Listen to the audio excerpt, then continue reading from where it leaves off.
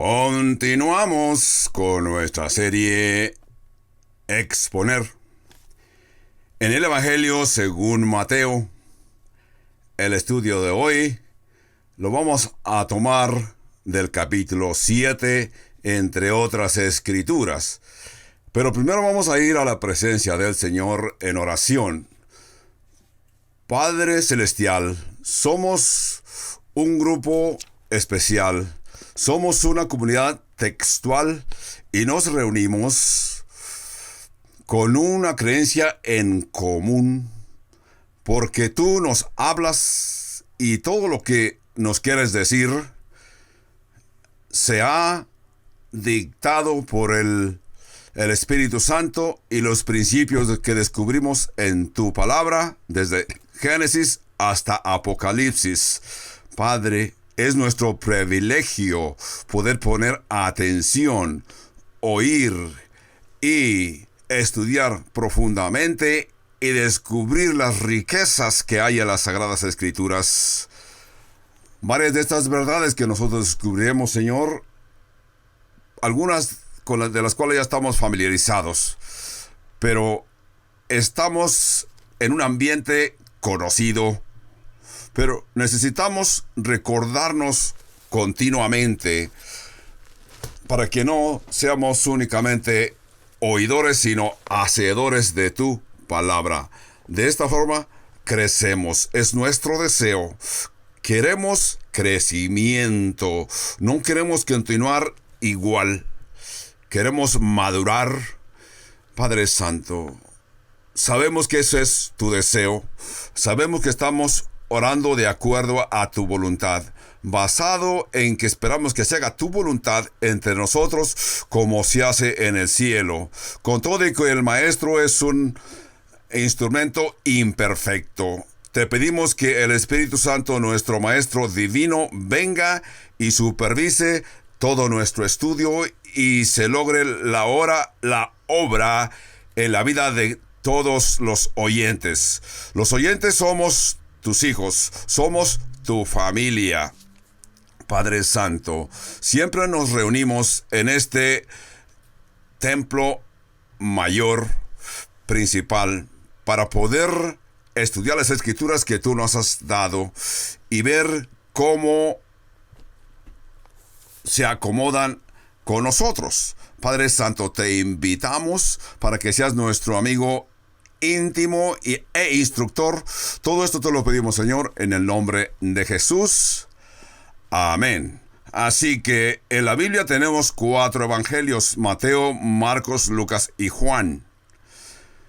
Los 4 evangelios, en verdad, son una portada de la misma persona. Es el retrato del Señor Jesucristo desde 4 puntos de vista y 4 perspectivas. Los 4 evangelios los vemos como un equipo de 4 cámaras. Estas 4 cámaras que son miembros del mismo equipo y todas están enfocadas en la misma persona, como 4 instrumentos que hacen la misma armonía con una doctrina común, y nosotros aceptamos la hermosura de esta hermosa portada y nos gloriamos en ella. Pero vamos a ver los 4 evangelios como si fuesen 4 cámaras que están tratando de filmar la misma película, y bajo las 4 cámaras están bajo el mismo director. Por ejemplo, Mateo tiene su ángulo, Marco tiene su ángulo, Lucas y Juan cada uno tiene su propio ángulo, pero tienen la misma intención. Una cámara puede estar concentrada en el centro, en el personaje principal. La otra cámara puede estar enfocándose en los lados, lo que está tomando lugar a los lados del escenario. Otras cámaras pueden estar viendo la entrada de los que asisten a esta reunión. Así que cada uno de los evangelios nos muestra a Jesús. Mateo nos muestra a Jesús como el rey.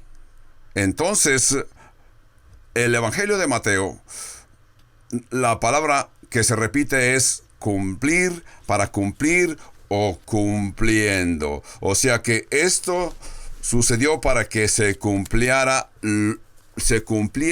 lo que habían dicho los profetas. Ese es lo que Mateo nos dice. Pero Marcos cambia un poco, porque Marcos no se dirige a los judíos, sino a los romanos. Por eso es que Marcos ve a Cristo como un siervo perfecto. El siervo siempre ocupado. Y su frase favorita de Marcos es la palabra inmediatamente, enseguida, después de, o sea, con un movimiento continuo. Ese es el tema de Marcos. Jesús hizo esto, y luego Jesús pasó y hizo esto. Jesús se fue y llegó a tal o cual lugar. Ese es el tema de Marcos, porque Marcos quiere presentar a Jesús en una secuencia como lo hace un sirviente, cumpliendo lo que su Señor le recomienda o le ordena. Así que Lucas escribió para los griegos. Los griegos buscaban un hombre perfecto. Así que Lucas, el doctor Lucas, nos presenta a Jesús. Aquí el hombre perfecto, el hombre ideal. Así que su frase favorita del doctor Lucas es el Hijo del Hombre. Luego viene Juan, algo diferente de los otros tres evangelios sinópticos. Así que Juan escribe y se dirige al mundo universalmente. Por eso es que la palabra favorita de Juan es creer, creer, creer. Juan repite y repite esa frase quizás como 100 veces en su evangelio. Así que el énfasis de Mateo, que es el libro que estamos estudiando, no es acerca de lo que Jesús dijo, sino que Mateo enfoca su cámara en los discursos, mensajes de nuestro Mesías. Entonces, Marcos enfatiza así como una cámara que se está moviendo rápidamente de un lugar a otro. Ese es Marcos, y nos enseña los campos, las obras del siervo como un siervo ansioso de cumplir la orden de su Señor. Pero el doctor Lucas nos presenta en su evangelio y también en el libro de los Hechos cómo se mueve el Mesías, cómo el Mesías se movió. Pero Juan quiere que entendamos no lo que Jesús dijo, ni lo que hizo, ni cómo se sentía, sino quién era Jesús o quién es Jesús. Juan dice, estas cosas fueron escritas para que ustedes crean que Jesús es el Hijo de Dios. En el capítulo 20 del Evangelio de Juan. Así que 4 diferentes puntos de vista, 4 diferentes estilos. Pero vamos a ver en el Evangelio de Mateo, vamos a encontrar que Jesús es el Mesías prometido, el que estuvo predicto y profetizado una y otra vez en el Antiguo Testamento, el que está en el centro del plan de Dios, y que el plan de Dios es que a través de él todo el mundo sea reconciliado con Dios. En este caso estamos en el sermón monarca, el sermón del monte como muchos le llaman. Aquí nos muestra el reino vivo bajo el Mesías, el Rey Jesús, el cual cumplió todas las profecías. Así que ya en el estudio pasado vimos el capítulo 6, así que hoy estaremos en el capítulo 7 y verso 1 del Evangelio de Mateo. Si ustedes tienen una Biblia que tiene las letras rojas, se darán cuenta que todo lo que encontramos aquí es un discurso puras palabras de Jesús. Mateo 7:1 dice, no juzguéis para que no seáis juzgados, porque con el juicio con que juzguéis seréis juzgados, y con la medida con que medís os serán medido. Ese es el verso 1 y 2 del Evangelio de Mateo. Cuando algunas personas han leído estos dos versos del Evangelio de Mateo, y basado en principalmente el verso 1 que dice, los cristianos no deben de hacer evaluaciones acerca de otras personas. No deben de hacer evaluaciones y criticar cómo otras personas se comportan o lo que otras personas dicen, ni poner atención a doctrinas contrarias. No debemos de criticar ni estar llevando chismes. Aún los que cristianos debemos de tener discernimiento, porque Jesús dice que no juzguéis. Entonces el cristiano no debe de estar haciendo evaluaciones críticas de ninguna otra persona. Ahora, si eso es lo que nos dice el verso 1 de Mateo 7, creo que esto nos llevaría a un problema. Nos lleva a un problema porque Elías el profeta, ¿qué dijo? Que habló claramente a contra del rey Ahab, el rey de Israel, y los falsos profetas, que eran los profetas del dios Baal. También tendríamos problema con Pablo el apóstol, porque Pablo el apóstol habló a contra de los judaizantes que se estaban infiltrando en la iglesia y les reprendió porque ellos decían que tenían que guardarse la ley para ser salvos. Pablo los reprendió abiertamente. También esto nos llevaría a un problema con el mismo Jesús, porque el mismo Jesús nos está ordenando a hacerlo. Nos ordena de que hagamos juicios justos. Por ejemplo, en el capítulo 7 y verso 24, Jesús dijo, no juzguéis según las apariencias, sino juzgad con justo juicio. Evangelio de Juan, capítulo 7 y verso 24. Ahí Jesús nos ordena que juzguemos con un juicio justo. También el libro de Galatas capítulo 6 y verso 1. Hermanos, si alguno fuere sorprendido en alguna falta, vosotros que sois espirituales, restauradle con el espíritu de mansedumbre, considerándote a ti mismo, no sea que tú también seas tentado. Y luego en el capítulo 1 de Galatas, Pablo dice,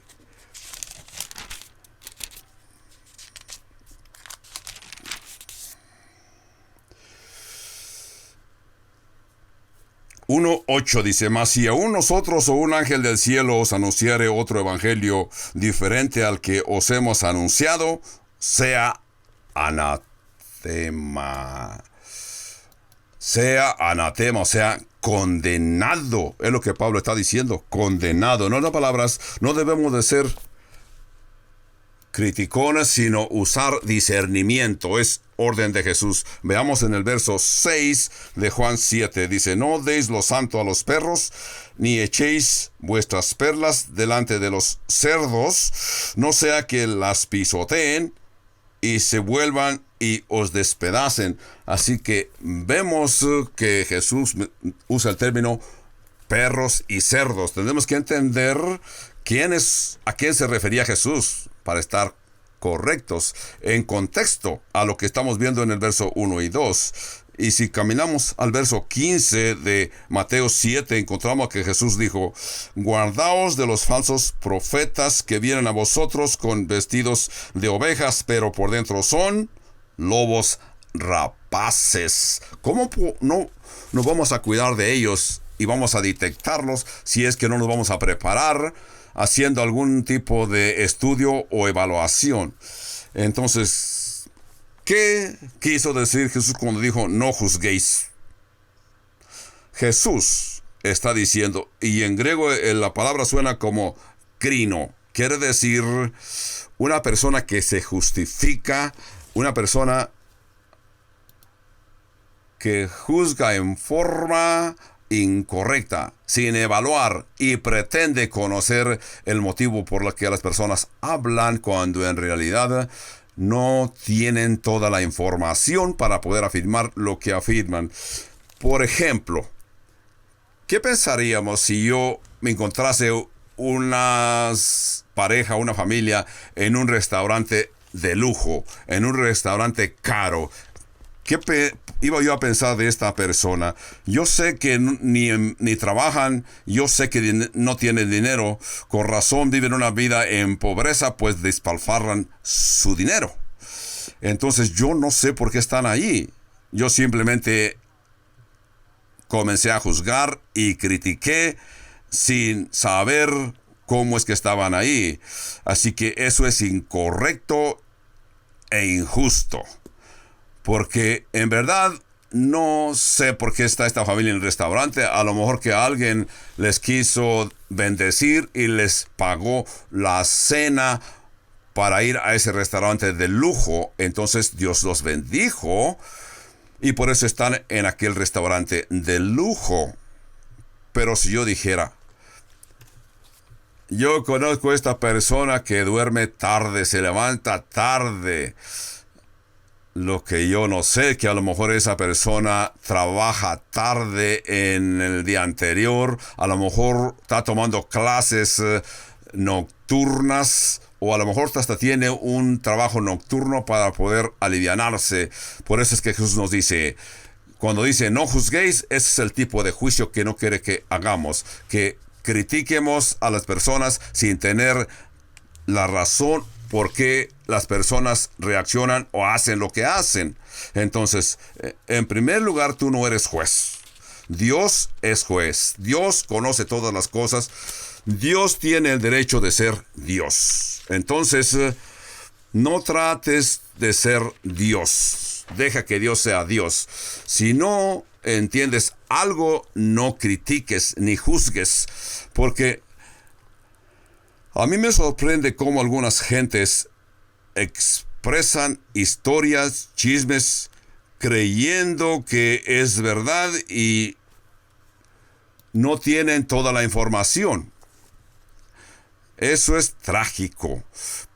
Vemos que esto sucede muy a menudo. Aún lo podemos encontrar entre los periódicos, magazines. Encontramos que algunos reporteros simplemente toman los artículos de otros periódicos o magazines y los publican sin hacer sus investigaciones personales. Simplemente lo reproducen y simplemente usan su propio estilo de explicar y ellos se dan el crédito, y cuando las otras personas les reclaman, andan con problemas. Por eso es que Jesús continúa en capítulo 7 de Mateo y verso 2 para ver la segunda razón por qué no debemos de juzgar.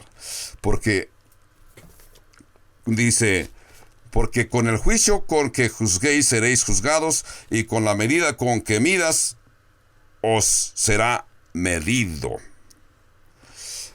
Ustedes han oído el dicho pasado que si tú vives en una casa con muchas ventanas de vidrio, no debes de estar aventando pedradas en la vecindad. Así que cuando tú chismeas de alguien, juzgas a alguien, te va a caer. Ustedes recordarán la historia que aparece en Esther 7, que es como el dicho que dice: el que al cielo escupe, tarde o temprano, en su cara le va a caer. En el caso del capítulo 7 del libro de Esther, recordamos la historia de Amán y Mardoqueo. Esta historia todos la reconocemos muy bien, porque en ese caso, el rey Asuero trató a a Amán con dureza. Y luego si vamos al capítulo 1 de Jueces, versos 6 y 7, dice que había un rey llamado Adonai-Besec. Este rey fue capturado por los hijos de Israel y le cortaron los dedos gordos de las manos y de los pies. La idea que le cortaron los dedos de las manos y de los pies era que para que él perdiera su balance y así quedaba prisionero automáticamente y no podía correr. Eso es lo que encontramos en el capítulo 1 del libro de Jueces, versos 6 y 7. Después que capturaron a este rey llamado Adonai-Sec, él dijo en Jueces 1, 6 y 7, dice, mas le siguieron y le prendieron y le cortaron los pulgares de las manos y de los pies. Entonces dijo este rey Adonai-Besec, 70 reyes cortados los pulgares de sus manos y de sus pies recogían sus migajas debajo de mi mesa. Como yo hice, así me ha pagado Dios. Y le llevaron a Jerusalén, donde murió. Él mismo dio testimonio que lo que él, como él había martirizado a otros, ahora Dios lo estaba martirizando a él. Así que vemos cómo serás juzgado. ¿Cómo deseas juzgado? Porque en los días del Señor, algunos rabinos judíos enseñaban que Dios tenía dos medidas para juzgar. Una medida era justicia y la otra medida era misericordia. Así que cuando tú juzgas a otras personas, ¿cuál de estas dos medidas utilizas? ¿Misericordia o justicia? Casi siempre somos injustos. Comienzas, por ejemplo, si vas manejando por la autopista y un chofer te pasa por un lado manejando a velocidad de 90 o 100 por hora. Lo criticas, pero ¿qué sucede cuando tú vas deprisa? No te fijas en ti mismo, ¿verdad? Ahora regresamos a Mateo 7 y verso 3 dice: ¿Y por qué miras la paja que está en el ojo de tu hermano y no echas de ver la viga que está en tu propio ojo? En otras palabras, tú le llamas la atención a tu hermano y crees que le vas a ayudar cuando le dices, déjame quitarte la basura que tienes en tus ojos. Así que, verso 4 dice, ¿cómo dirás a tu hermano, déjame sacar la paja de tu ojo? Y he aquí la viga que está en tu propio ojo. Hipócrita, saca primero la viga de tu propio ojo y entonces verás bien para sacar la paja del ojo de tu hermano. Ese es el verso 5. Cuando yo estaba preparándome para este estudio, algo me vino a mi mente. Comencé a entender qué significa la paja que habla aquí el Señor y qué es la viga. Los dos, tanto la estilla y la viga, son producto de madera, son posiblemente de pino.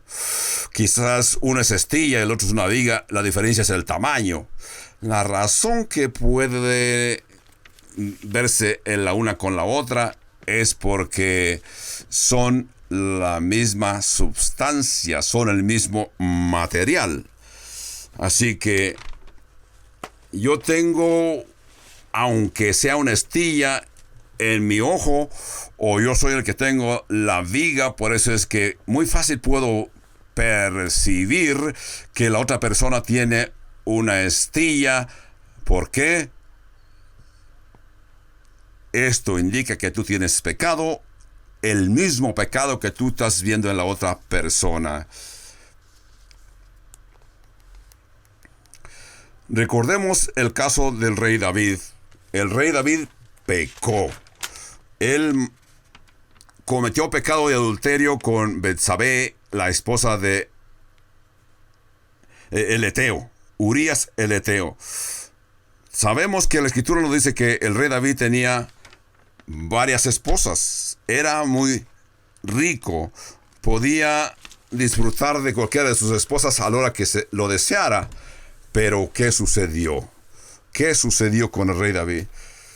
tomó a la esposa de Urías el Eteo, y la escritura dice que el profeta Natán vino a visitar al rey David y le dijo: tengo una pregunta que hacerte. Oí de que había dos hombres que vivían en el mismo pueblo, uno rico que tenía mucho ganado y un pobrecito que tenía solamente una ovejita.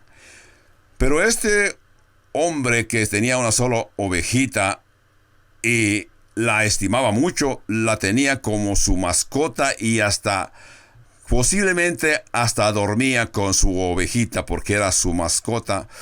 La abrazaba, la disfrutaba, la alimentaba de las sobras que tenía en su mesa. Era como su propia hija, pero en esta ocasión el hombre rico esperaba que lo visitaba un amigo, y para prepararle la cena a su amigo, en lugar de ir al ganado de tantos que tenía, fue y robó la ovejita del pobre,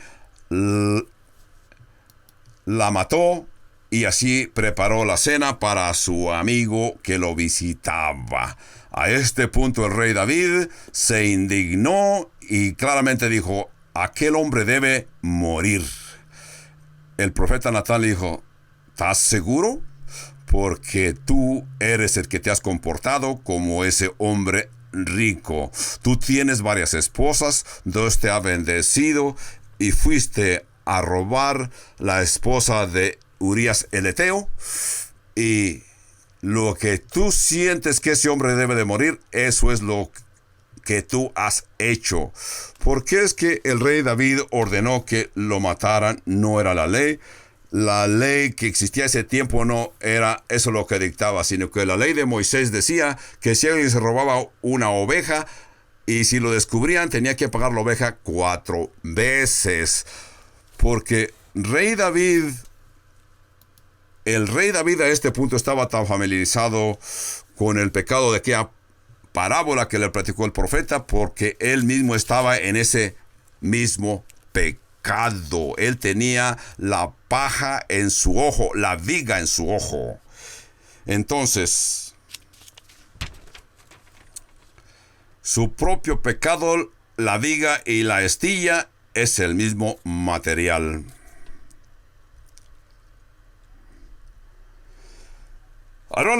Ahora les platicaré la historia que oí acerca de este anciano que vino a visitar sus familiares donde tenía sus nietos. Y este anciano era un quejumbroso, nada le parecía, todo le caía mal, pero sus nietos traviesos decidieron hacerle una travesura para divertirse y le embarraron todo su bigote con queso podrido, o sea, un queso ya descompuesto que apestaba mal. Ellos, los chamacos, sabiendo lo que habían hecho, estaban alrededor del anciano para reírse cuando despertara. Efectivamente, cuando el anciano despertó, gritó y dijo: esta habitación apesta. Salió de aquella habitación al resto de la casa y continuó diciendo: toda esta casa apesta. Salió afuera, continuó diciendo que todo el mundo apestaba, porque él no sabía que la peste que él percibía la traía en su propio bigote, en sus propias narices. Aquí el rey David, cuando habló de el dueño de la ovejita y el rico que le había robado la ovejita al pobre, dijo: ese hombre debe de morir. Por eso es que todos nosotros nos parecemos al rey David. Estamos listos y rápidamente juzgamos y criticamos. Por eso es que Jesús nos dice: no juzguéis. Quiere decir que no seas chismoso, que te examines a ti mismo y que confieses tu pecado antes de poder decir la falla de otro. En el verso 5, Jesús dijo: hipócrita, saca primero la viga de tu propio ojo y entonces verás bien para sacar la paja del ojo de tu hermano. Entonces Jesús está diciendo: después que saques la viga de tu ojo, podrás ayudar a tu hermano a que se limpie de su pecado. ¿Qué quiere decir el Señor que hagamos Cuando tú sientes que estás en pecado, confiésalo a Dios y restaura a la persona que dañaste, y de esa forma quedarás limpio y tú podrás juzgar a otro. Ese es el paso que debes de hacer: confesar tu pecado a Dios y a la persona que ofendiste, y restaurar a la persona en lugar de destruir a otras personas que te rodean con tus críticas y tus juicios equivocados. Ese es el paso correcto para poder limpiar la viga de tu ojo, es que confieses tu pecado. En el Salmo 51, el rey David escribió en el Salmo acerca de qué tan apesadumbrado se sentía después que su pecado fue descubierto con Betseba y Urías el Eteo. En el Salmo 51 y verso 10 dice: crea en mí, oh Dios, un corazón limpio, y renueva mi espíritu, un espíritu recto dentro de mí. Vuélveme el gozo de tu salvación. Entonces enseñaré a los transgresores sus caminos, y los pecadores se convertirán a ti. Entonces enseñaré, lo que dice el rey David, después de que él confesó su pecado y sintió que Dios lo perdonó y quedó restaurado. Él dijo: entonces enseñaré a los transgresores sus caminos. En otras palabras, el rey David dice: yo he limpiado mi pecado, he confesado, he quitado la viga de mis ojos. En segundo lugar, enseñémonos a tener discernimiento para que podamos ayudar a nuestro hermano. Aprende discernimiento. Es parte del proceso, por eso nos preparamos. Veamos lo que dice en el verso 6. No deis lo santo a los perros, ni echéis vuestras perlas delante de los cerdos, no sea que las pisoteen y se vuelvan y os despedacen. Es el verso 6 de Mateo 7. En el verso 6 se ve algo difícil de entender. Vamos a ver si lo explicamos. Cuando aquí Jesús menciona perros y cerdos, no estén pensando los perritos que tenemos acá en los Estados Unidos de Norteamérica, porque en los días del Señor los perros habitaban en las calles, perros enfermos y cerdos que correteaban por la calle y se consideraban animales roñosos, sucios. Así que en las casas de los judíos nunca vas a encontrar que tenían un puerco por mascota. Lo digo porque últimamente parece ser que después de la guerra de Vietnam, algunas personas han traído unos cerdos que se les llama cerdos vietnamices. Algunas personas los tienen en su casa. Yo recuerdo hace unos años visitaba la casa de nuestro hermano Franklin Graham y tenían uno de esos pequeños cerditos de mascota, a punto que me dijo: mira, mi mascota es un cerdito. Me quedé confuso, no sabía qué decir. Lo único que pensé, bueno, estoy en el sur del país, a lo mejor acá las costumbres son diferentes.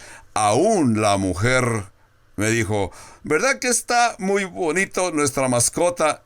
Ahí sí le dije: bueno, yo lo que veo ahí es un cerdito. Así que aquí Jesús está diciendo que no le des las perlas a los cerdos, ni le des lo santo a los perros. El contexto es aquí en América. Los perros y los cerdos se consideran animales sucios, animales de rapiña, que eso es lo que en verdad son animales. Hay veces que algunas personas, la Biblia los llama perros o algo parecido, y usan ese término en las escrituras para referirse a una persona que es tan sucio y que no entiende la palabra de Dios y la pisotea. Por eso es que tenemos que ver el balance que Jesús está haciendo cuando dice: no juzguéis en forma hipócrita a forma de que le estorbes a los motivos de otra persona a la misma vez. Jesús te dice que usemos discernimiento. Enséñate a hablar con amor. Enséñate a poder discernir el bien y el mal. Jesús mismo mencionó estos términos en diferentes ocasiones. Recordamos que en una ocasión los fariseos le decían: Jesús, es bueno que te vayas de aquí porque Herodes te busca. Y Jesús contestó: vayan, digan a aquella zorra que hoy trabajo, hago la obra de mi Padre, y mañana continúo trabajando en la obra de mi Padre. Lo llamó zorra. Sabemos que la zorra es una bestia canina. No fue en ninguna forma de apreciar a Herodes, sino que le llamó a Herodes lo que era su naturaleza, una naturaleza de zorras, caninas. Por eso es que le llamó zorra. Jesús le dijo a los fariseos: ustedes son como tumbas blanqueadas, raza de víboras. ¡Wow! De veras que el Señor les estaba diciendo algo. Así que, ¿cómo es que pudo decir eso y ahora acá dice que no juzguéis? Jesús es perfecto, sino que Jesús no está diciendo que juzguen con un juicio correcto. Entonces, Jesús nos está diciendo que seamos amorosos y que perdonemos, pero sobre todo aprendamos a discernir. Mateo 7:7 dice: pedid y se os dará, buscad y hallaréis, llamad y se os abrirá, porque todo aquel que pide, recibe, y el que busca, halla, y al que llama, se le abrirá. Ese es Mateo 7 y 8. Aquí Jesús nos está diciendo, nos anima lo que debemos de hacer, cómo comportarnos. Aquí hay promesa. En esta dos versos se nos promete que si somos sinceros y notemos que Jesús nos está dando una orden en tiempo presente, activo y en una forma de imperativo. Dice: pedid. En otras palabras, Jesús está diciendo: yo les ordeno que pidan. Yo les ordeno que busquen. Yo les ordeno que busquen, porque el que busca, halla. ¿Por qué es que Dios nos ordena que tenemos que orar? Esa es una pregunta. Piensen, ¿cómo es que Dios nos ordena que oremos, siendo que Él es Dios? ¿Por qué nos ordena? Porque lo que sucede, Dios, como Dios, sabe que si no nos ordena, no vamos a orar. Quizás Dios sabe que por nuestro orgullo no oramos, o porque tenemos mucha ocupación, o porque algunos hasta se disculpan diciendo: yo no soy digno de hablar con Dios, o simplemente se nos olvida. Porque Dios conoce nuestra naturaleza humana, por eso es que de vez en cuando nos ordena que oremos. Nos ordena: orad, pídanme, llámenme, búsquenme. Por ejemplo, si un padre de familia dijera a su hijo: hijo, ven, yo quiero que en este momento tú me pidas algo, que tú me pidas un regalo navideño. Hijo, lo que tú me pidas yo te lo daré. Entonces el hijo dice: ahorita es la oportunidad, mi papá me está ordenando que yo le pida. Entonces le pides a tu papá. Y esto es el mandamiento que encontramos en otras escrituras. Jeremías 33:3 dice: llámame. Es una orden de Dios. Llámame y yo contestaré y te mostraré cosas grandes que tú no conoces. Es una orden. Esta orden nos promete que pidamos y Dios nos va a dar. Buscad y encontrarás. Y porque el que hallaréis llamad y se os abrirá, porque todo aquel que pide recibe, y el que busca halla, y el que llama se le abrirá. Aquí la Escritura nos está diciendo, el Señor nos dice que nos está ordenando con todas las otras escrituras a que Jesús se refiere. Aquí podemos ver que el corazón de Dios es por naturaleza dar a sus hijos y a sus hijas cosas buenas. Esa es la naturaleza de Dios. Dios tiene este hermoso deseo en su corazón de darnos. Por ejemplo, los hijos reconocen la naturaleza y el temperamento de su papá y su mamá. Los hijos saben exactamente cómo pedir a su mamá y a su papá. Si saben que su papá es rabioso, siempre está ocupado y le molesta que le hablen sus hijos, su hijo sabe que su papá es mezquino cuando le piden. Ese niño no le va a pedir a su papá, porque sabe que su papá se molesta. Después de algún tiempo, el hijo va a aprender: no le pediré nada a mi papá. Pero, ¿qué tal si su papá es un hombre generoso, un hombre cariñoso, y se goza de darle regalo a sus hijos con una cara sonriente cuando su hijo le pide y le da? Así que del modo que vamos a orar es del modo que nosotros percibimos qué tipo de Dios tenemos con nosotros. Sabemos que Dios es amoroso, cariñoso y dador. Le vamos a pedir en oración. Después que lo adoramos, le pedimos y sabemos que Él nos da. Hace 2000 años que entre muchos de los judíos, ellos venían a un Dios muy distante, un Dios muy mezquino. Aún en el templo, los judíos tenían departamentos, paredes en su templo para que la gente estuviera en diferentes departamentos. Los pecadores estaban muy despreciados. Uno de los incidentes hermosísimos que tomaron lugar cuando la crucifixión del Señor es que había un velo que separaba al pueblo del lugar santísimo, pero el velo se rasgó de arriba a abajo. Esto para mí es fascinante, pero cuando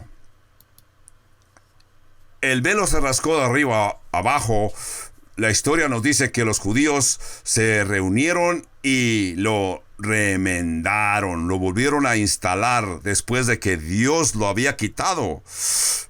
Podemos ver que en nuestros días muchos cristianos hacemos lo mismo. Por eso es que Dios nos ordena que busquemos, toquemos y pidamos.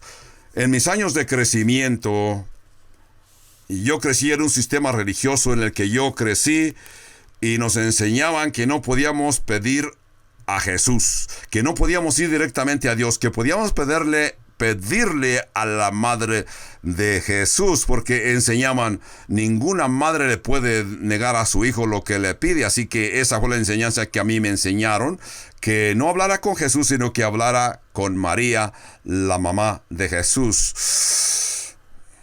Y que también podía pedirle a los santos. Según parece, los santos había unos más poderosos que otros. Por eso es que le pedíamos al santo que hacía más milagros. Según parece que era el más poderoso.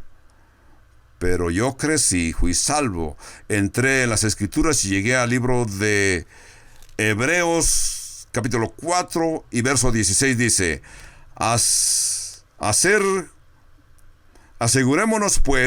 acerquémonos pues confiadamente al trono de la gracia para alcanzar misericordia y hallar gracia para el oportuno socorro. Hebreos 4:16. Cuando yo llegué a esta escritura, pensé: qué tan equivocado está ese sistema que dicen que no le puedes pedir a Dios, que no puedes venir a Dios. Dios quiere que yo venga a pedirle para darme. Mateo 7:9. Vemos una ilustración acerca de esto. Dice ¿Qué hombre hay en vosotros que si su hijo le pide pan, le dará una piedra? Imagínense lo que está diciendo el Señor. Verso 10. O si le pide un pescado, le dará una serpiente. Pues si vosotros, siendo malos, sabéis dar buenas dádivas a vuestros hijos, cuando más vuestro Padre que está en los cielos dará buenas cosas a los que le pidan. Aquí Jesús está asegurando de que Dios se goza en darle a sus hijos cuando sus hijos lo adoran y le piden en adoración. Y Dios se goza en darle a sus hijos. En el verso 9 leímos que dice que el hijo le pide un pan a su papá. El hijo le va a decir, sí, hijo. El papá le va a decir, sí, hijo. Muy contento, sonriente, dice, qué bueno que me pides, hijo. Aquí estoy para darte. Pero ¿qué tal si el padre, en lugar de darle pan, le da una piedra que está dibujada como pan? Imagínate que vamos al restaurante, por ejemplo, hablemos del restaurante McDonald's. Papá ordena hamburguesas o emparedados para darle a su hijo, le dice, y le saca la carnita y le pone una lajita de piedra. Aquel empaderado le va a quebrar a su hijo los dientes y el corazón a la vez. ¡Qué decepción para aquel hijo! Imagínense que el hijo diga, papá, dame un empaderado de pez. El papá le dice, sí, hijo, aquí está. El hijo se da cuenta que en su empaderado, en lugar de pez, hay una serpiente enredada. Aquí Jesús está utilizando estas analogías para mostrar lo íntimo que hay, la intimidad que hay en el corazón de Dios, y que nosotros como malignos podemos actuar mal, pero Dios actúa a favor de sus hijos. Entonces Jesús está diciendo, si ustedes no hacen eso con sus hijos de darles piedras o serpientes, cuánto más vuestro Padre Celestial dará las cosas buenas a los que se las pidan. Es lo que Jesús está diciendo. Está haciendo la comparación. Si nosotros que tenemos el deseo de hacer el mal, damos cosas buenas, cuánto más nuestro Padre Santo, que su naturaleza es amor. Continuamos en el verso 12. Dice, así que todas las cosas que queráis que los hombres hagan con vosotros, así también haced vosotros con ellos, porque esto es la ley y los profetas. Vamos a contestar una pregunta que nos mandaron a través del sistema textual en la internet. La pregunta es, ¿cómo podemos pedir algo y a la misma vez sentirte humilde y no avaricioso? Es fácil para contestar. Cuando yo pido algo, yo no estoy ordenando. No le ordeno a alguien cuando yo le pido algo. No importa qué sea. Principalmente cuando yo le pido a Dios, Señor, hágase tu voluntad. Yo sé que yo voy a obtener lo que tú me das. Pero sobre todo, yo le estoy pidiendo. Yo no le pido a Dios algo que no merezco. Señor, tú dices en la Escritura que yo te pida y yo te pido. Así que cuando le pedimos a Dios, Dios nos puede contestar que no. Muchos dicen, Dios no me ha contestado mi oración. Y yo te digo, Dios contestó la oración con un no. Esa es respuesta. No nos gusta la respuesta, pero es respuesta. Entonces, yo no creo que el pedirle a Dios no es orgullo ni avaricia, sino que yo le pido a Dios Padre en los méritos de su Hijo Jesús, reconociendo de que Jesús actúa a mi favor. Por eso el verso dice, así que todas las cosas que queráis que los hombres hagan con vosotros, así también haced vosotros con ellos, porque esto es la ley y los profetas. En el verso 12 hemos encontrado aquí una afirmación que sumariza todo el Evangelio. Aquí, con esta expresión, el Señor sumariza de que esa es la ética del reino de Dios. Como nosotros, los hijos de Dios, debemos tratar a nuestros seres a nuestros semejantes. Si el sermón del monte está llegando a la cima de la montaña, esta afirmación es la cumbre de la montaña. Aquí encontramos las palabras más significantes que Jesús haya dicho en todo su evangelio. He encontrado que esta afirmación la utilizan en el mundo secular y la echan a perder. La he visto en tarjetas postales, en placas públicas, en rótulos públicos encontramos esta afirmación. Desafortunadamente, me he dado cuenta que cuando las personas mundanas la escriben y no la escriben correctamente como está aquí, porque aquí Jesús dice en el verso 12, así que todas las cosas que queráis que los hombres hagan con vosotros, así también haced vosotros con ellos. En otras palabras, así como Dios es amoroso y quiere contestar la oración de sus hijos, que dependemos de Él, porque Dios nos dio el ejemplo de dar. Dios es el modelo, por eso es que nosotros tenemos que ser el modelo de Dios. Dios te dio, ahora tú tienes que dar. Dios lo hizo por ti, tú tienes que dar a otras personas, a tus... Esta regla que se le llama y se le reconoce como la regla de oro, eso es lo que separa al cristianismo de muchas otras filosofías y sistemas religiosos. Así que ningún otro sistema religioso tiene una creencia que se parezca a esta que encontramos en el evangelio, que le llamamos la regla de oro.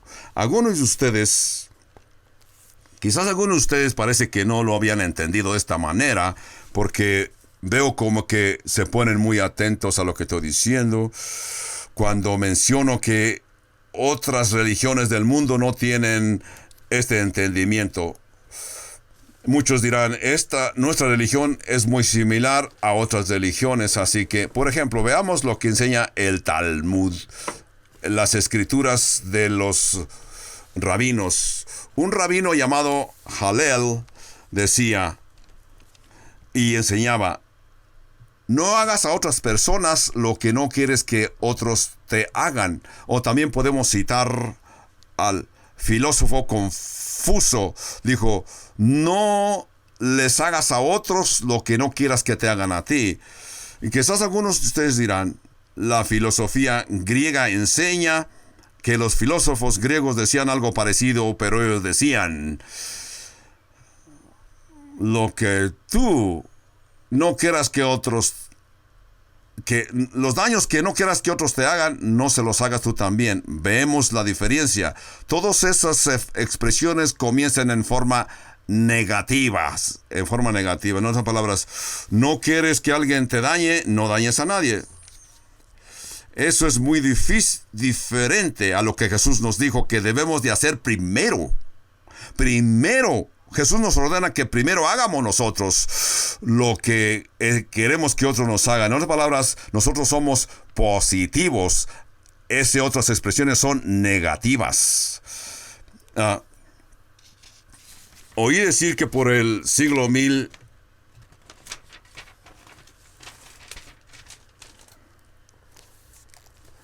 ahora veremos la historia que encontramos que por el año 1600 fue inventado un tipo de piano llamado tono arpa. Era un instrumento que tocaban música, lo utilizaban y lo que era una serie de cuerdas que estaban en forma horizontal y las personas la tenían que tocar por debajo, metían la mano y con sus dedos tocaban las cuerdas y hacían tonos y notas. Pero era algo difícil de tocar y era muy despacio. Pero al paso de los años, como para el año 1800, inventaron otro tipo de instrumento que en lugar de tocar las cuerdas por debajo, le adaptaron unos martillitos a las cuerdas Y ahí nació el estilo que nosotros conocemos como piano. Es lo que Jesús está haciendo. Jesús habla de los mismos principios que otros sistemas religiosos utilizan, pero Jesús nos explica diciendo que debemos nosotros primero actuar como que está inventando algo positivo, algo perfecto, algo que es único, que se encuentra en las enseñanzas de Jesús. Jesús nos está diciendo en el verso 12, así que todas las cosas que queréis que los hombres hagan con vosotros, así también vosotros haced con ellos, porque esto es la ley y los profetas. En aplicación, tú has recibido de Dios mucho bendiciones, perdón. Entonces tú debes de pensar en bendecir a otros. Tú debes de buscar personas que tú puedes bendecir. Debes de pensar, ¿qué bien le puedo yo hacer a mis semejantes? ¿Qué bien le puedo hacer yo a mi prójimo? Como dice la regla de oro, haz con tu prójimo como quieras que hagan contigo. Si no, si lo vas a hacer como el profeta Hallel, el rabino Hallel y Confuse, te vas a encontrar confundido, porque ellos enseñan que primero no hagas lo malo. Aquí nos dice en el verso 13 también el Señor hablando. Entrad por la puerta estrecha, porque ancha es la puerta y espacioso el camino que lleva a la perdición, y muchos son los que entran por ella, porque estrecha es la puerta y angosto el camino que lleva a la vida, y pocos son los que la hallan. Mateo 7, 13 y 14.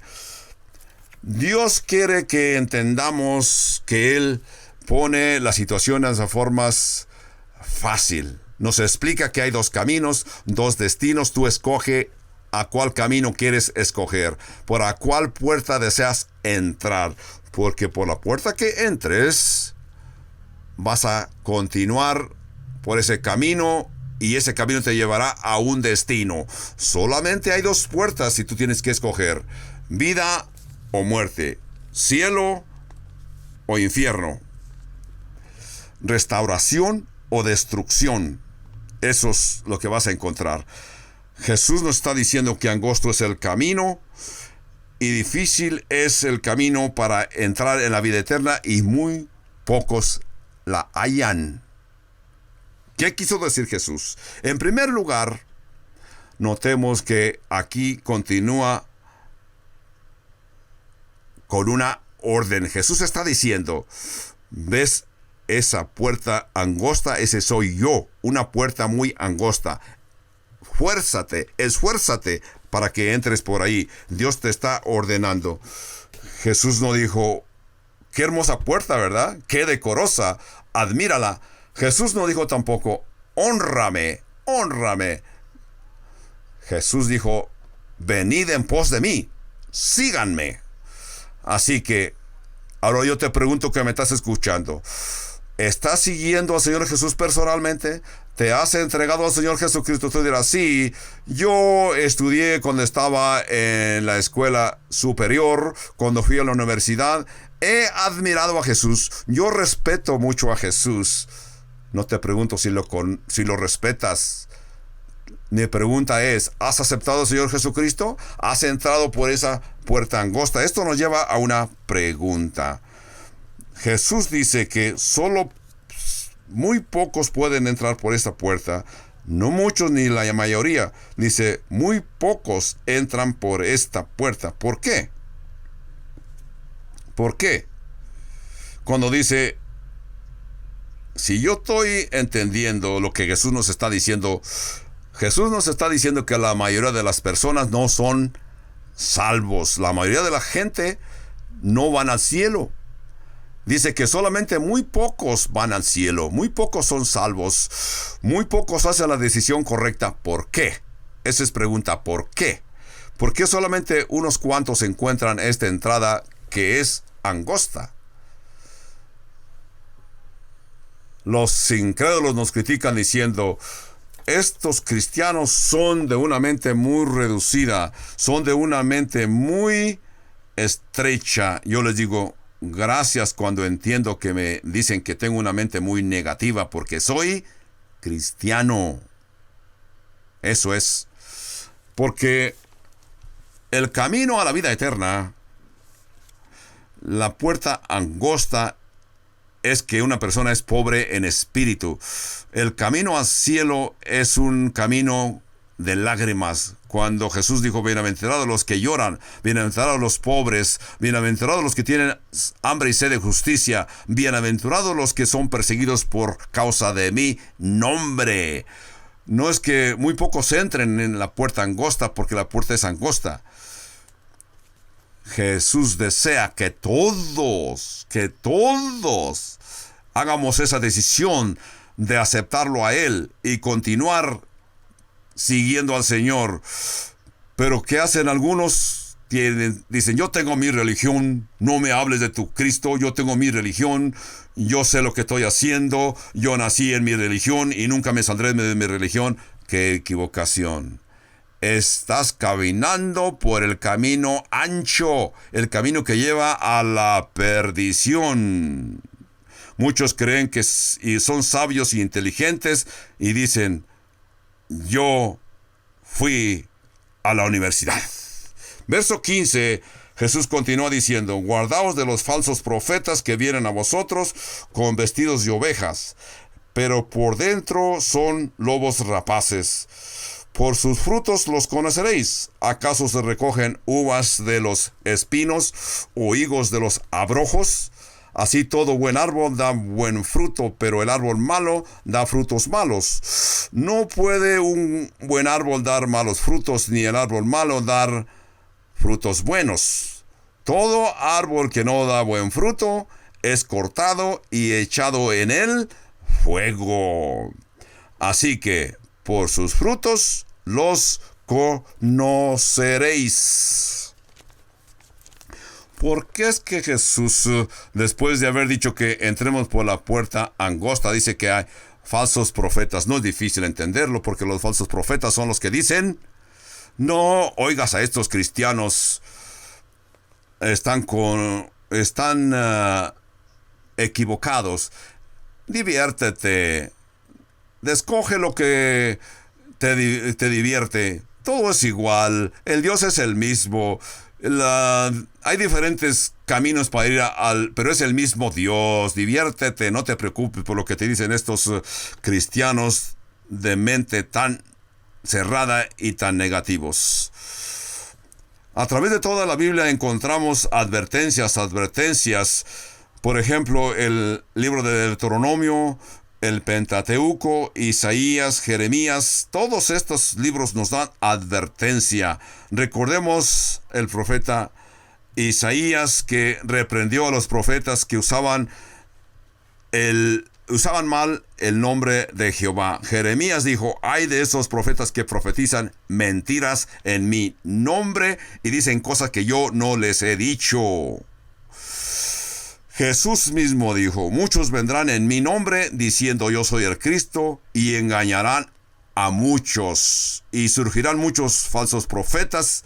En el capítulo 24 del Evangelio de Mateo continúa este mismo tema, advertencia de los falsos profetas. Como hemos dicho en el pasado, lo podemos decir, de que cuando tú pones la luz en tu portal, se rodean los mosquitos. Cuando tú predicas el evangelio en la forma difícil, que es el camino correcto para ir a Dios, los falsos profetas van a venir y van a tratar de contradecirte.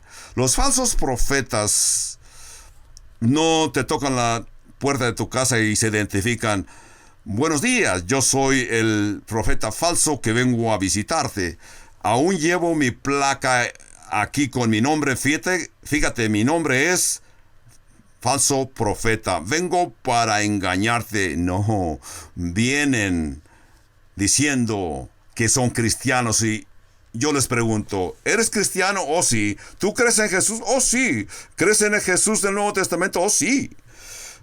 ¿Tú crees que es el Hijo de Dios? Sí. Te dicen que sí, todos te aceptan. Pero entonces lo que debes de hacer es que te den su definición de quién es Jesús. Que te den su definición del Hijo de Dios. Que te den su definición de lo que es salvación. Yo te aseguro que muchos de estos te dicen las mismas palabras, pero en su mente tienen un Jesús diferente. Cuando te dan su definición, te darás cuenta que no es el mismo. Jesús te dice que vendrán con piel de ovejas. En Apocalipsis 13, el anticristo se le llama falso profeta. Juan dice, yo vi que salía del mar una bestia que es el falso profeta. Y Juan describe en Apocalipsis a alguien que se ve como una oveja, pero cuando abre su boca se da cuenta de que es el falso profeta, y en el periodo de la tribulación que aún va a hacer milagros y va a obligar que las gentes adoren al anticristo. Así que todo a través de la historia encontramos advertencias acerca de falsos profetas. Jesús dijo, el pasaje que estamos leyendo, que los vas a reconocer, llegarás a punto que los vas a reconocer por sus frutos. ¿Qué frutos son los que Jesús se refiere? Los frutos son las evidencias. Por ejemplo, si yo te dijera, yo tengo un árbol de limones en el jardín de mi casa, tú le dirías, ¿tienes un árbol de limón? Sí, yo tengo un árbol de limones. A lo mejor acá donde vivimos nosotros en Albuquerque, Nuevo México, no tenemos árboles de limones porque aquí el ambiente no lo permite. Y yo te digo que yo tengo un árbol de limón. Así que tú vas a preguntar, ¿tú tienes un árbol de limones?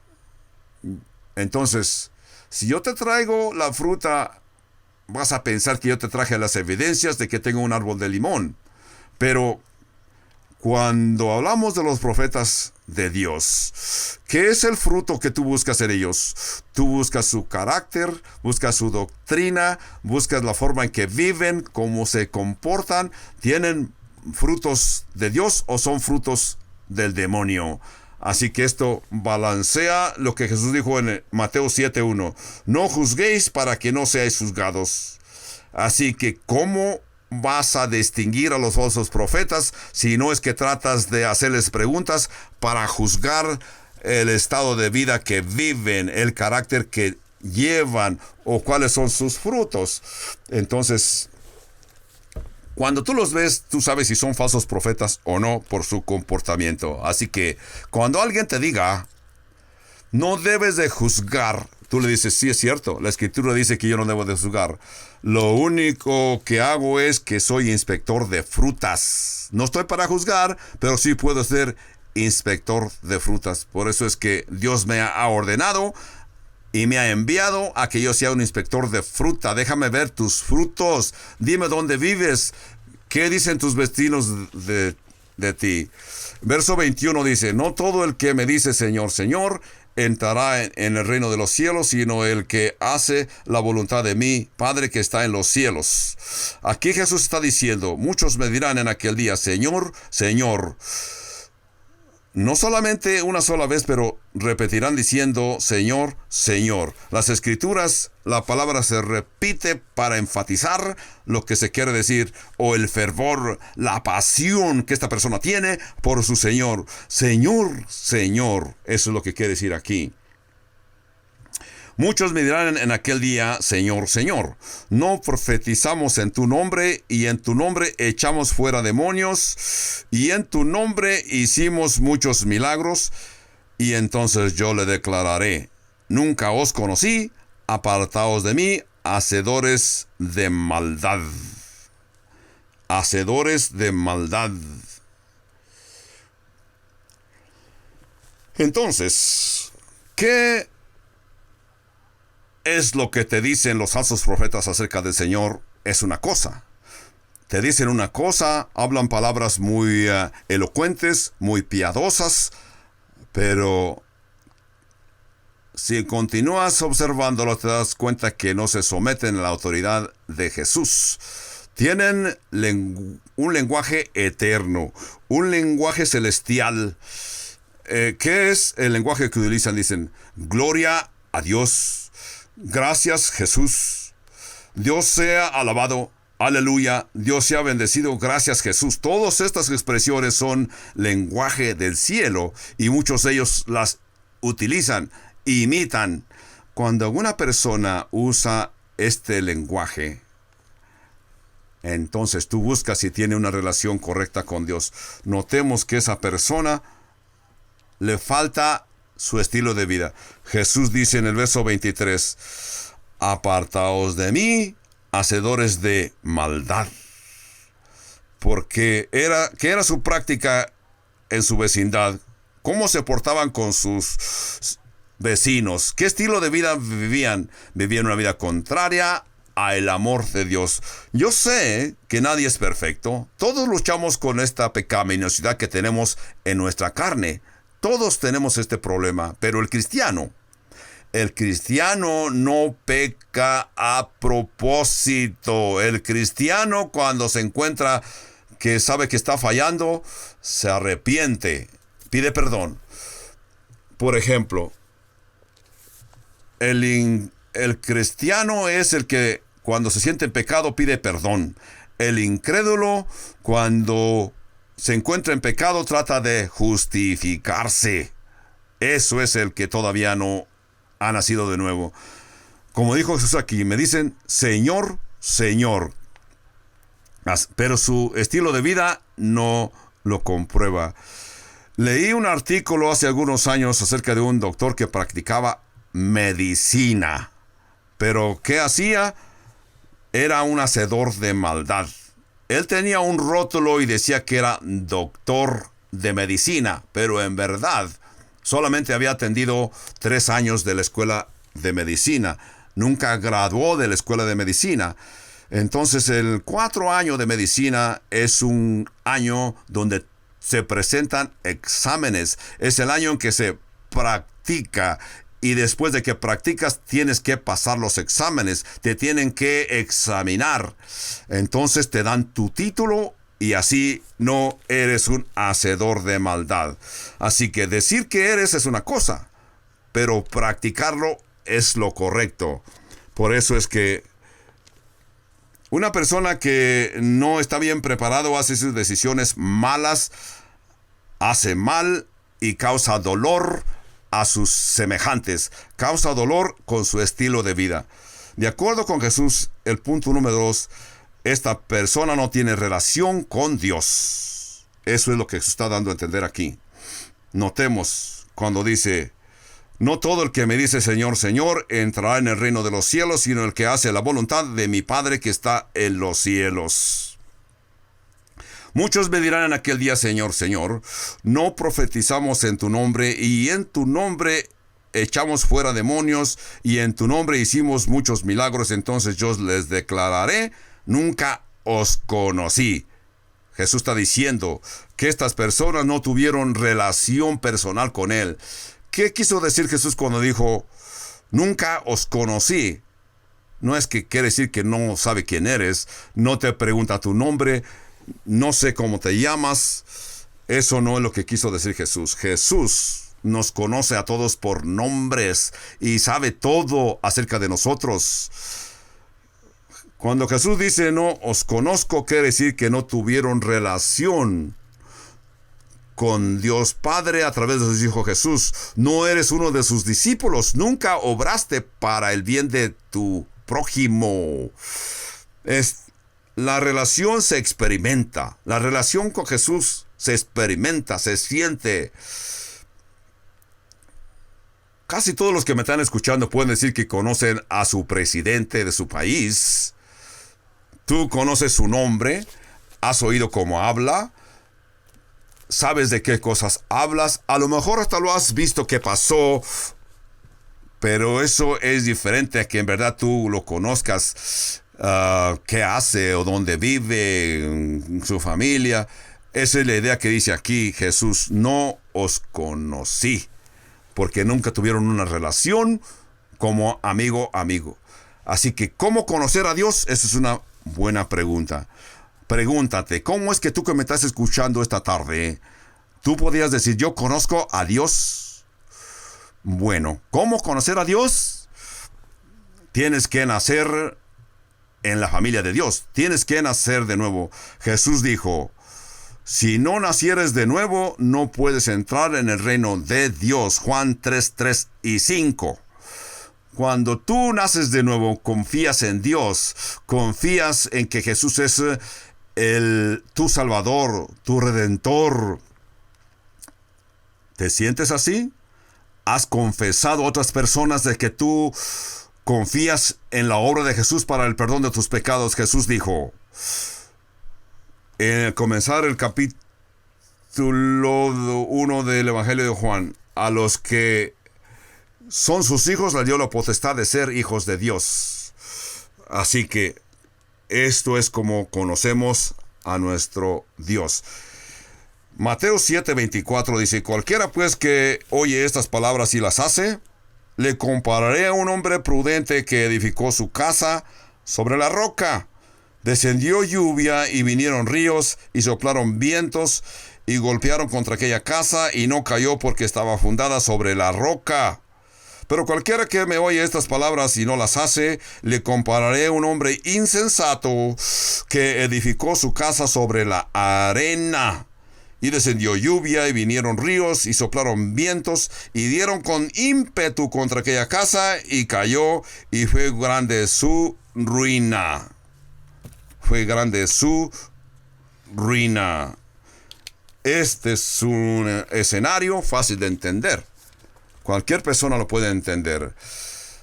Por ejemplo, si tú ves dos casas que se ven igual y tú no ves la diferencia, las dos casas se ven bonitas, bien pintaditas, mismo tamaño, mismo material, pero entonces, por ejemplo, tú que me estás escuchando, si alguien que está contigo ve en tu derredor, si hay varias personas, te das cuenta que son varias personas, pero tú no puedes saber si estas personas son cristianas. Si todos han nacido de nuevo, los ves, se ven igual que tú, son hijos de Dios por la creación. Así, ves dos casas, Jesús nos está diciendo: ahora ve y examina el fundamento de esa casa. ¿Esa casa está fundada en arena o está fundada en la roca? Por ejemplo, en Jerusalén se han encontrado casas que están construidas por miles de años, y continúan esas casas porque fueron fundadas.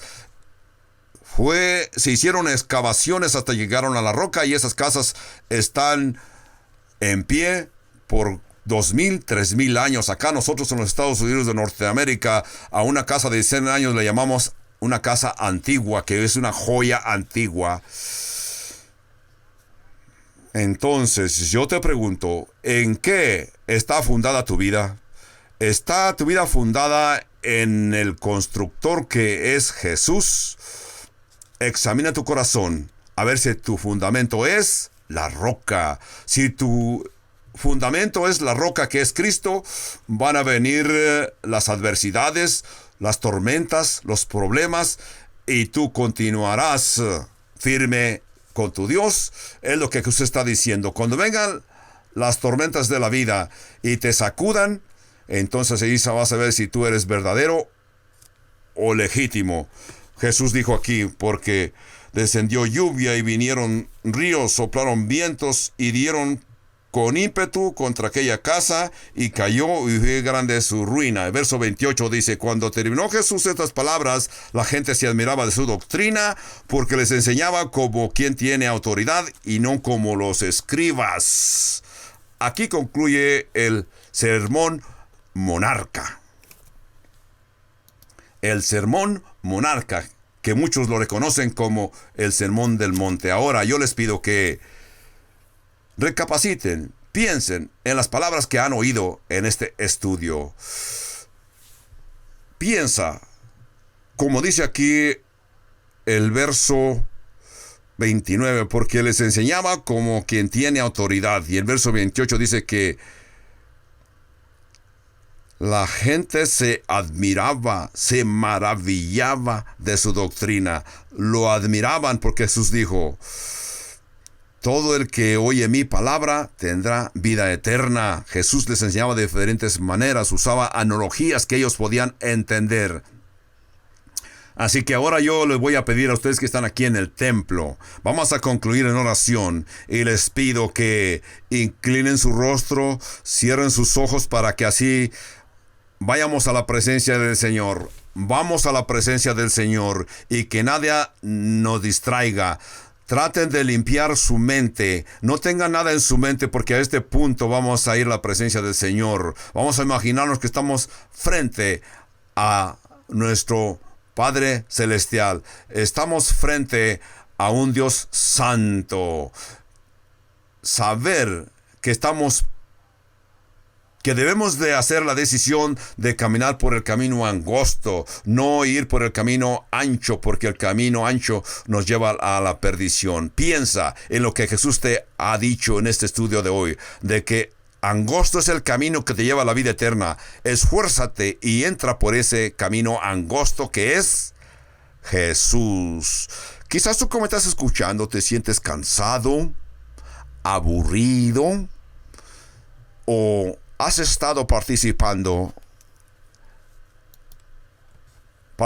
ciertas metas que tú crees que al fin vas a encontrar satisfacción, relaciones satisfactorias, quieres educarte, buscar llegar a un punto de admiración en tu comunidad. Pero yo te digo, que me estás escuchando esta tarde, ¿sientes sed? Dios no te dice que seas religioso, que seas sincero con tu religión. Dios te está diciendo que seas sincero con Dios y que recibas al Señor Jesucristo como tu Salvador personal. Muchos de ustedes que me están escuchando han hecho decisiones en sus vidas, pero has reincidido. Te sientes que te has descarriado de la presencia de Dios. Tú que me estás escuchando, yo quiero que tú, a este momento, tú digas a Dios: sí, Señor, gracias, yo acepto la obra del Señor Jesucristo. Padre Santo, yo acepto que Jesús vino para rescatarme. Yo creo que Jesús fue a la cruz para pagar por mis culpas. Si eres tú la persona que has aceptado este estilo de vida, si tú has llegado a reconocer que Jesús hizo una obra por ti, una obra por todos los que lo estamos escuchando, si no estás en una posición que estés manejando una máquina electrónica o guiando un vehículo, yo te pido que levantes tu brazo como señal de aceptación y no te dé vergüenza, porque si sabes que alguien te está viendo, esto te va a servir de testimonio para testificar acerca de lo que estás haciendo. Vas a encontrar la oportunidad fácilmente de poder testificar de que tú ahora aceptaste la obra de Cristo en el Calvario y tú quedas limpio de tus pecados. Padre Santo, yo te presento a todas las personas que me están escuchando y que han hecho hermosa decisión, que han reconocido de que tú hiciste la obra por ellos. Tú fuiste a la cruz para que ellos no tengan que sufrir. Padre Santo, te doy gracias que los has aceptado. Te los recomiendo que pongas el medio para que ellos continúen en tu presencia, comenzando desde hoy, por siempre, para siempre y para siempre. Padre Santo, todo esto te lo pido en el nombre de tu Santo Hijo, nuestro Señor Jesucristo. Amén, amén y amén.